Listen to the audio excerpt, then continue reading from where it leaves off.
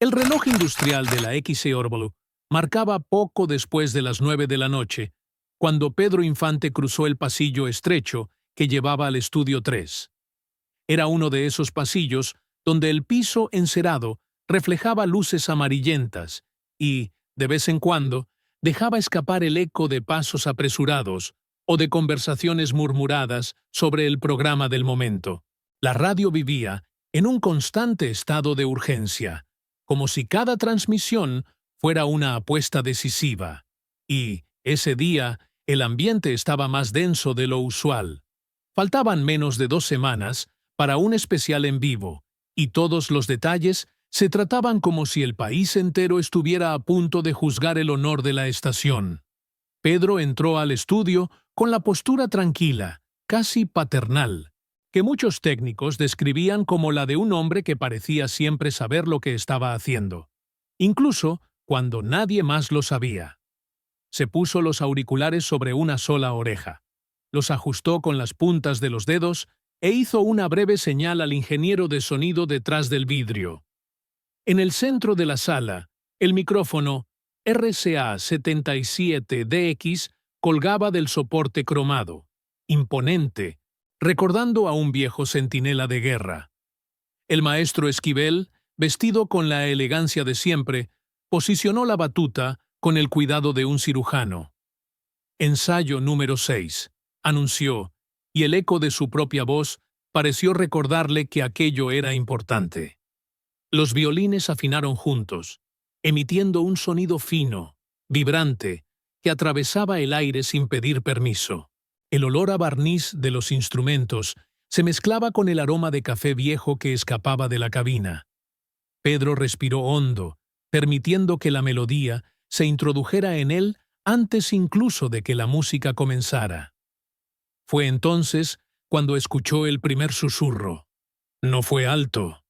No pasó de una risita ahogada, pero vino en el momento exacto en que Pedro intentaba establecer la tonalidad dentro de su cabeza. Levantó un poco la mirada, menos por irritación y más por instinto de supervivencia sonora. Cualquier ruido en esa fase del ensayo podía desequilibrar todo. Al otro lado del vidrio, 2 hombres conversaban. A uno de ellos, Pedro lo reconoció de inmediato por la silueta. Luis Aguilar, el Gallo Giro, su colega de estudios, amigo en algunas noches, rival en otras. Aguilar parecía estar contando algo gracioso a un productor, inclinando el cuerpo hacia adelante como quien saborea su propio humor. Pedro decidió ignorarlo. Ajustó el diafragma, apretó los labios en un gesto de concentración y se preparó para el inicio de la base instrumental.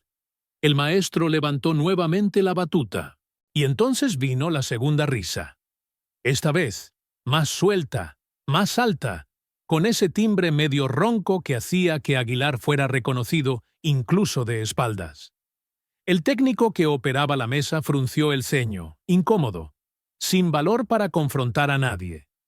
La mirada de Pedro se endureció, pero aún no se movió.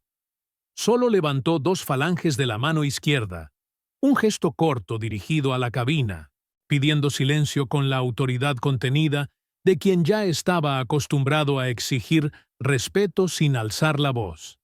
Nada cambió. Al contrario, 1 minuto después, cuando preparaban la entrada de la primera estrofa, un sonido seco, la palma de Aguilar golpeando el hombro del productor, atravesó el vidrio como un chasquido de insolencia. Enseguida, Pedro escuchó su voz, lo suficientemente clara como para atravesar la cabina. «¡Ándale, hombre! ¡No me digas!». La risa que siguió fue la tercera. Una pequeña tensión se generó en el aire, como si el estudio entero contuviera la respiración. Pedro se alejó lentamente del micrófono, colocó los auriculares sobre el pecho, sujetándolos con la mano izquierda. Respiró hondo. Sus hombros subieron y bajaron despacio, como si calculara el peso exacto de la paciencia que aún le quedaba. El maestro Esquivel bajó la batuta, irritado. Los violinistas intercambiaron miradas tensas. Eso no era común. No de esa manera, no con ese elenco. Pedro caminó hacia la puerta con pasos precisos, ni rápidos ni bruscos. Antes de entrar en la cabina, ajustó el cuello de la camisa blanca, un gesto casi ritual que parecía alinear no solo la tela, sino el propio espíritu. Abrió la puerta despacio, sin golpear, sin teatralidad. Dos pares de ojos se volvieron hacia él. El del productor, asustado, y el de Luis Aguilar, demasiado sereno para alguien que estaba interrumpiendo una sesión tan delicada. Pedro mantuvo el mentón en alto, pero la mirada tranquila, la combinación que muchos consideraban su verdadera marca.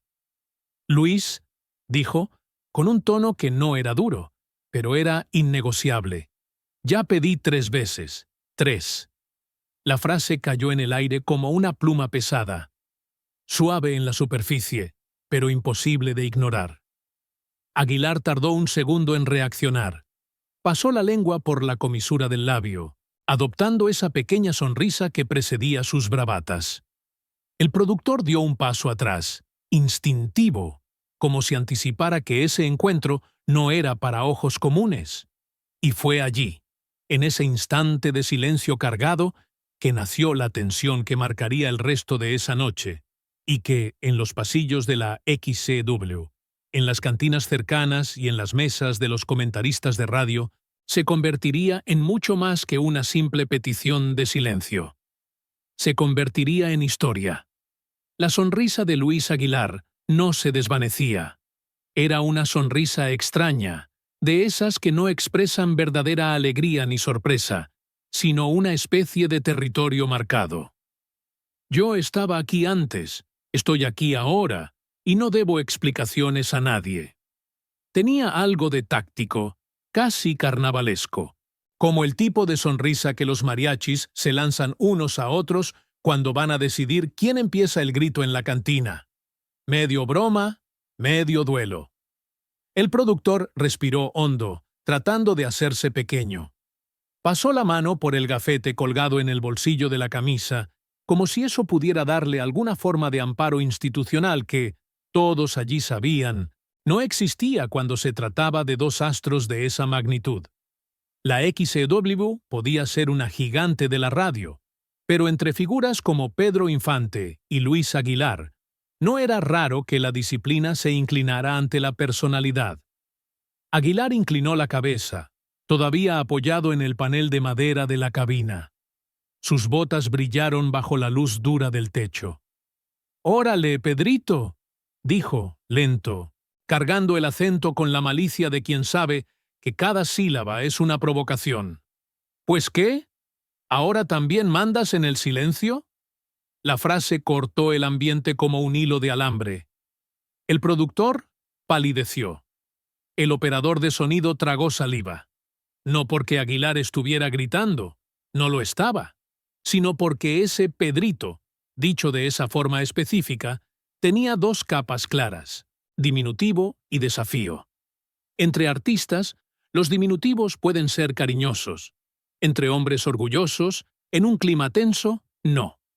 Pedro se mantuvo parado. No retrocedió. No avanzó. Su silencio fue una respuesta mucho más pesada que cualquier palabra que podría haber dicho. Y Aguilar lo supo de inmediato.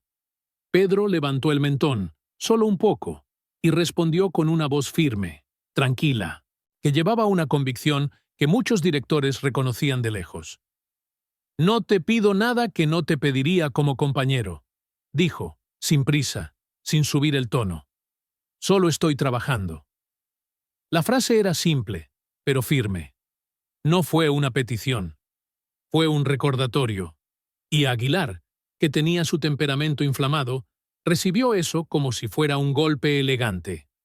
De esos que no tumban, pero humillan. La sombra de un malestar pasó rápidamente por su rostro. Solo una sombra. Pero Pedro la vio.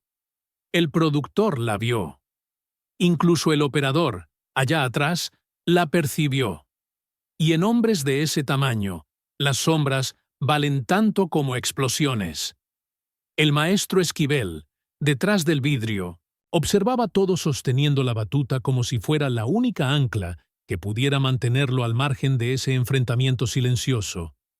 El ensayo ya estaba atrasado casi 15 minutos, y la orquesta esperaba.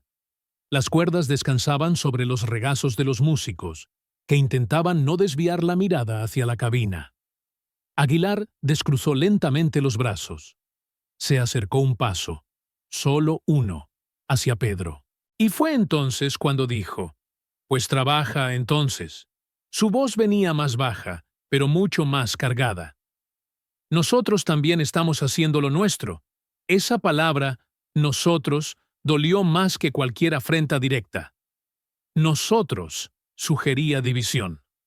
Sugería que Aguilar pertenecía a un grupo y Pedro a otro, como si estuvieran en lados opuestos de una trinchera invisible en la que nadie recordaba cuándo empezaron a cavar.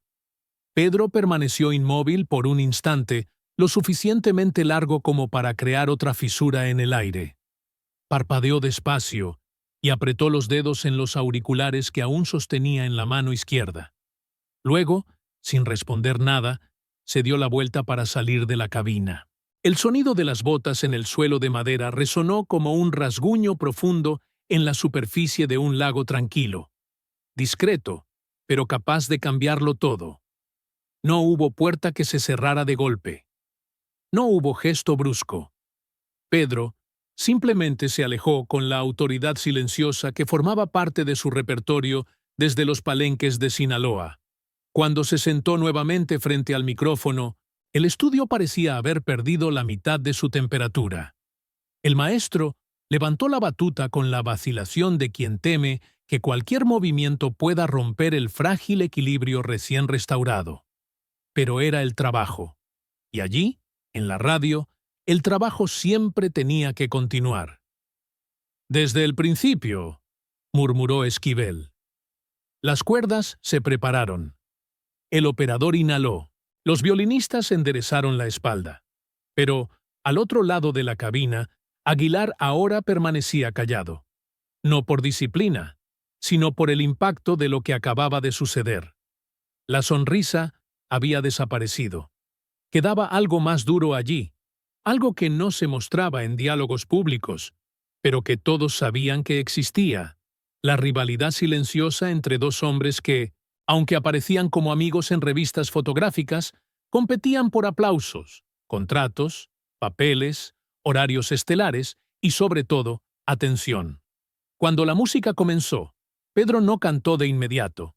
Cerró los ojos, respiró hondo, y, en ese instante, surgió una tensión diferente, menos agresiva, más íntima.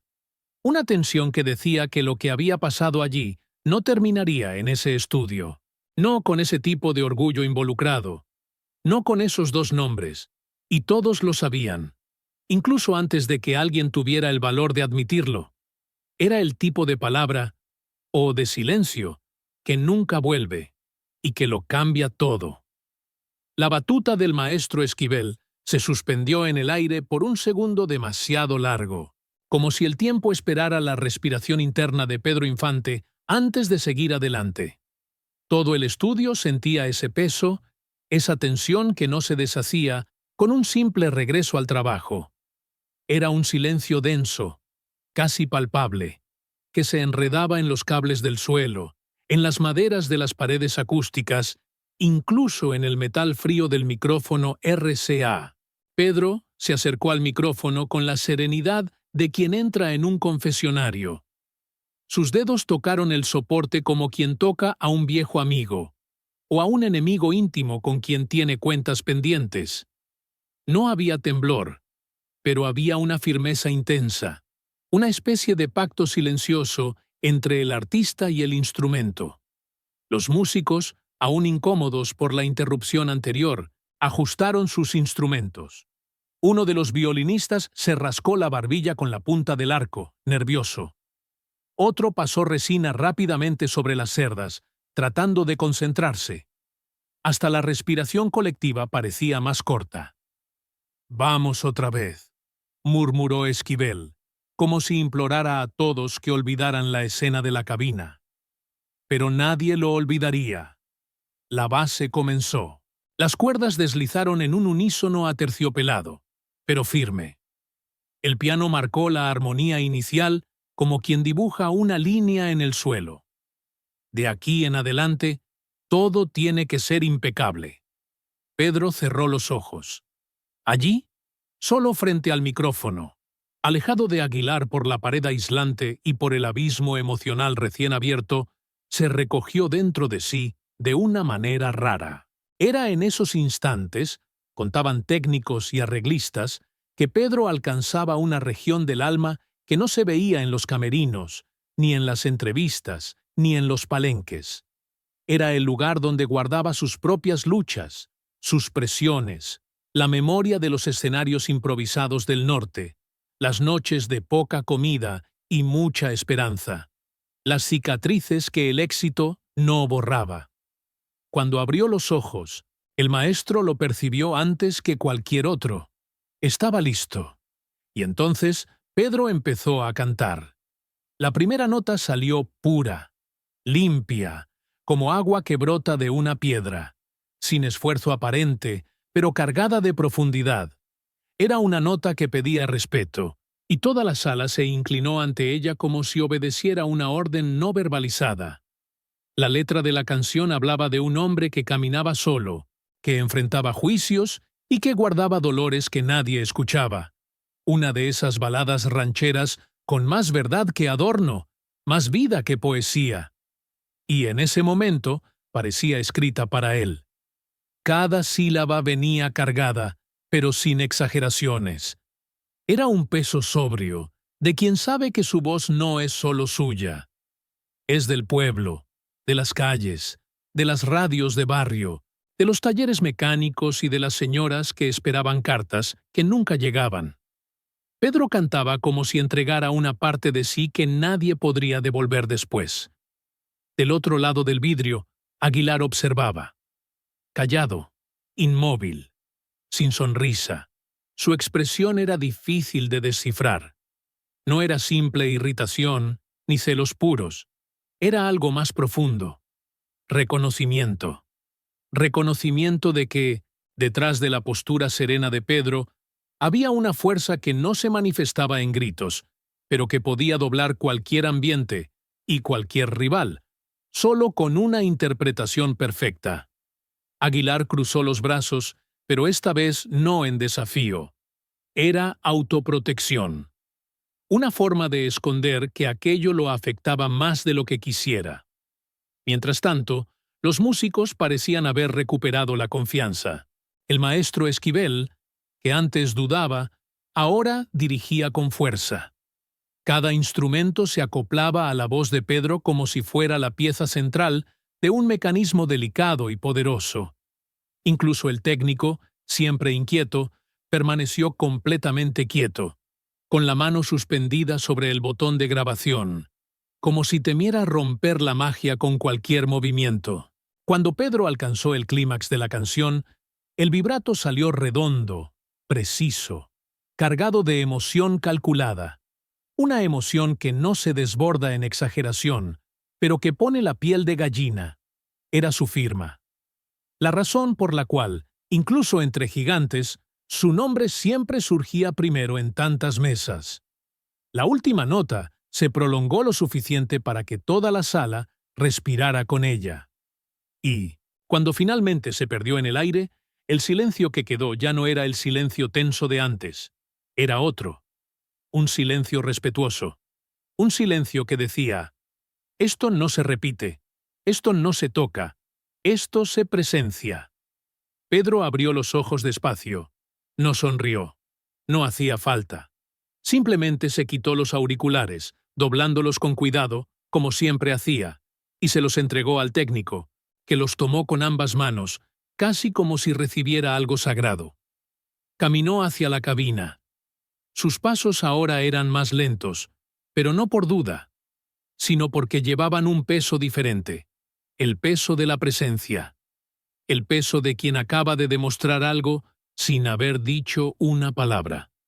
Aguilar enderezó el cuerpo, intentó recuperar la postura, pero los ojos lo traicionaron. Había ahí una mezcla de orgullo herido respeto involuntario y un cierto desconcierto, como quien ve al rival mostrar exactamente aquello que hace que la competencia sea injusta. Pedro entró en la cabina sin prisa. Cruzó la mirada con Aguilar. No había amenaza ni ironía, solo una certeza tranquila, la certeza de quien sabe el valor que tiene. Ahora sí, dijo, con la simplicidad que solo aumenta el impacto. El trabajo salió bien. No esperó respuesta, y Aguilar, por su parte, abrió la boca, pero no salió ninguna palabra, porque en ese momento entendió lo que todos en el estudio ya habían percibido. Pedro no había ganado una discusión, había ganado el ambiente, la situación, el instante, y en ciertas disputas, eso vale más que cualquier provocación. La grabación estaba terminada, pero la historia y la tensión estaban lejos de eso. El estudio ya no vibraba con música alguna cuando el último rollo de cinta fue etiquetado. El operador pegó en el papel la caligrafía apresurada de siempre. Toma principal, Infante. Y guardó la caja como quien guarda algo que sabe que volverá a escuchar más tarde, tal vez por orgullo profesional, tal vez por pura admiración. La grabación había sido impecable, pero la energía que quedó en el aire no tenía nada de suave. Era como humo después de un incendio controlado, discreto, pero imposible de ignorar. Los músicos guardaban sus instrumentos con movimientos contenidos. Algunos comentaban en voz baja sobre la interpretación. Otros solo suspiraban con el alivio de poder finalmente irse.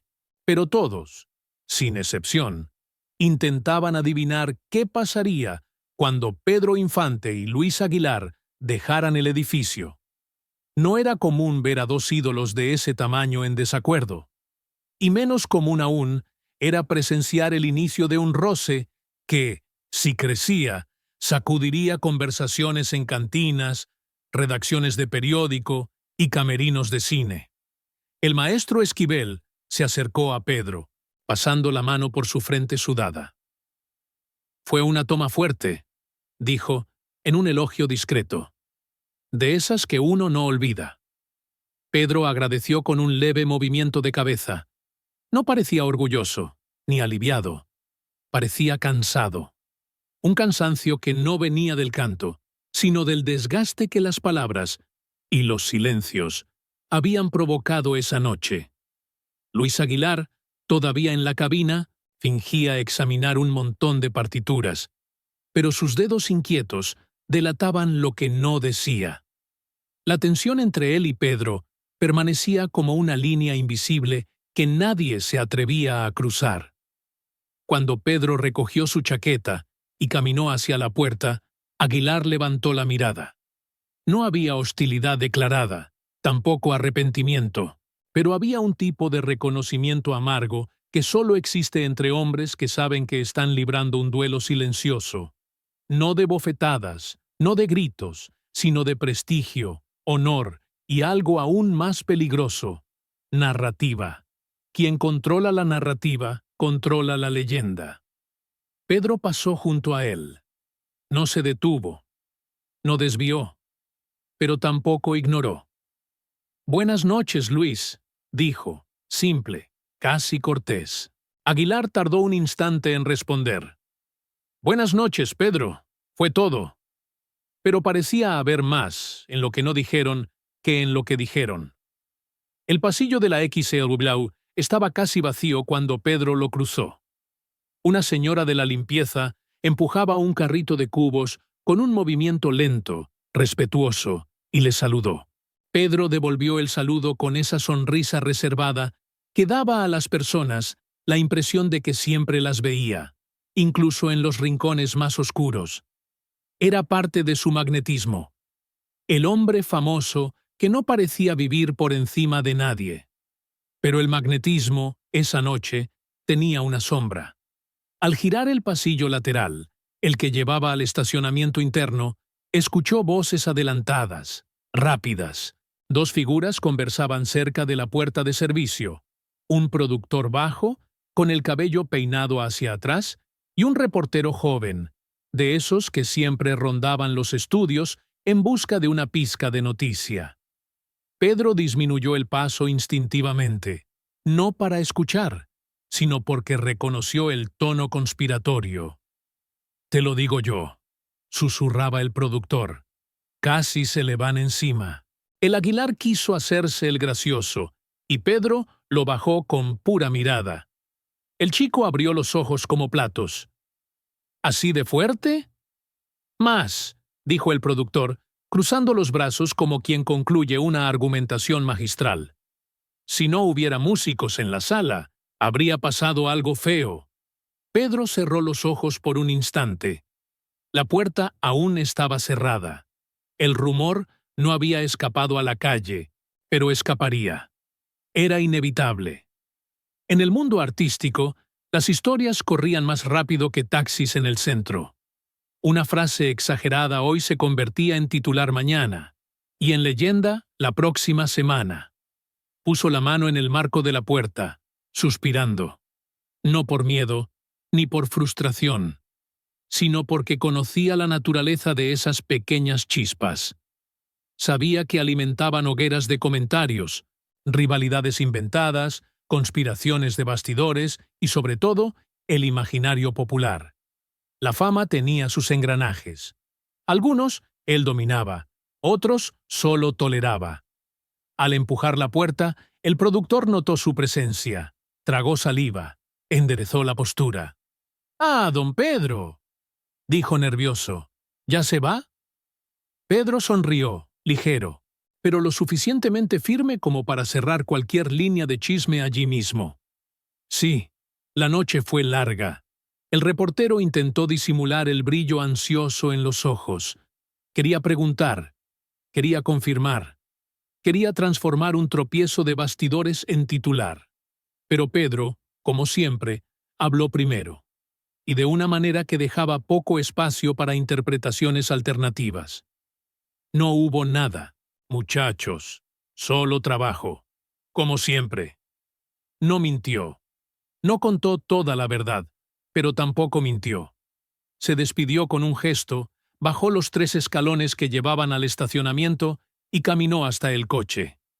La calle afuera estaba tranquila, iluminada por las luces suaves de los postes y por un viento frío que corría por la acera como un mensajero nocturno. Al entrar al auto y cerrar la puerta, el silencio se volvió absoluto. Pedro recostó la cabeza en el respaldo del asiento, respiró hondo y dejó escapar un murmullo casi imperceptible. Mañana dirán otra cosa. Y tenía razón, porque, mientras él encendía el motor y se alejaba, el productor y el reportero ya retomaban la conversación, ahora más caliente, más inflada, más sabrosa para quienes viven de historias. El rumor, por las puertas laterales de la XCW, ya había ganado alas. Y, antes de que el sol saliera, todo México repetiría la misma pregunta. ¿Qué pasó entre Pedro Infante y Luis Aguilar en el estudio? Y de ahí en adelante, la leyenda tendría vida propia.